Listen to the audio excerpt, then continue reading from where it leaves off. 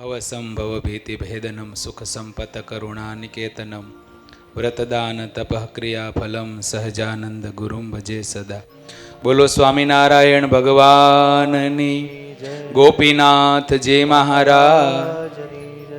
ઈષ્ટદેવ પરમ કૃપાળુ વાલા વાલા ઘનશ્યામ મહારાજ સરસ રીતે 7 દિવસ સુધી આપણને ભાગવત ભાગીરથીનું પાન કરાવ્યું એવા વક્તા મહોદય મારા સુહૃદ મિત્ર પૂજ્ય અચલ સ્વરૂપ સ્વામી, આ મહોત્સવના અધ્યક્ષ પૂજ્યપાદ સદગુરુવર્ય ધોરાજી નિવાસી મોહન પ્રસાદ દાસજી સ્વામી, આ મહોત્સવના આયોજક પ્રેરક અને પોષક પૂજ્યપાદ સદગુરુવર્ય પ્રભુચરણ દાસજી સ્વામી, અમારે સદગુરુવર્ય ભક્ત સંભવદાસજી સ્વામી, પૂજ્ય હરિવલ્લભ સ્વામી, લક્ષ્મી પ્રસાદ દાસજી સ્વામી, હરિસેવા દાસજી સ્વામી, સ્વરૂપ જીવન સ્વામી, હરિનારાયણ સ્વામી, પૂજ્ય લક્ષ્મણ જીવનદાસજી સ્વામી, બધા સદગુરુ સંતોના ચરણોમાં વંદન. બધા જ ભક્તોને ભાવથી જય સ્વામિનારાયણ, જય શ્રી કૃષ્ણ. અદ્ભુત રીતે પૂજ્ય સ્વામીએ કથાને ખૂબ સારો ન્યાય આપ્યો. એથી પણ આજ વિશેષ આનંદ એટલા માટે કે પીપળવાળા ભક્તો માટે પ્રભુ પધાર્યા. એ મોટામાં મોટો લાભ તમારે પીપળવાળાને છે.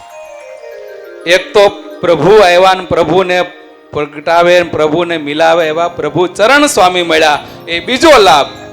અને વિશેષ પૂજ્યપાદ આચાર્ય મહારાજે સરસ રીતે પ્રતિષ્ઠા કરી અને આપણને સૌ કોઈને પોતાની હૃદયથી ભગવાનની પ્રતિષ્ઠા કરીને આપણને પ્રભુ આપ્યા છે.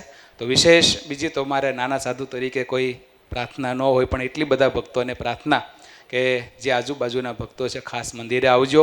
મંદિરે પુરુષોત્તમ નારાયણને ભેટવાનું પામવાનું મોટામાં મોટું દ્વાર છે અને ભગવાન સુધી પહોંચાય એવી પ્રભુની મૂર્તિ પણ સ્વામીએ પધરાવી છે, આચાર્ય મહારાજે પધરાવી છે. તો ખાસ બધા ભક્તોનો એટલો અનુરોધ. અને ખાસ પૂજ્ય અમારે અચલ સ્વામીએ ખૂબ સરસ રીતે ધીર ગંભીર રીતે પૂજ્ય સ્વામીનો જેવો સ્વભાવ એવી જ રીતે સ્વામીએ ધીર ગંભીર રીતે કથા કરી. નકર વક્તા હોય ને આમ ઝાઝરમાન હોય, મજા આવી જાય, પણ પૂજ્ય સ્વામીને આમ ધીર ગંભીર ભાવે કથા કરતા જાય, આનંદ કરતા જાય અને સભાને આમ સત્સંગના રંગે રંગતા જાય એવી સરસ પૂજ્ય સ્વામીએ. ભાગવતમાં અમારા વક્તાઓની પરીક્ષા હોય તો પૂજ્ય સ્વામી એમાં સરસ રીતે સારધાર ઉતરે એવી મહારાજના ચરણોમાં પ્રાર્થના. મહારાજને એટલી વિનંતી કરીએ, બસ મારામાં પણ પૂજ્ય સંતો ભક્તોને રાજી કરી શકું એવી સાધુતા આવે એવી પ્રાર્થના સાથે અસ્તુ. જય સ્વામિનારાયણ.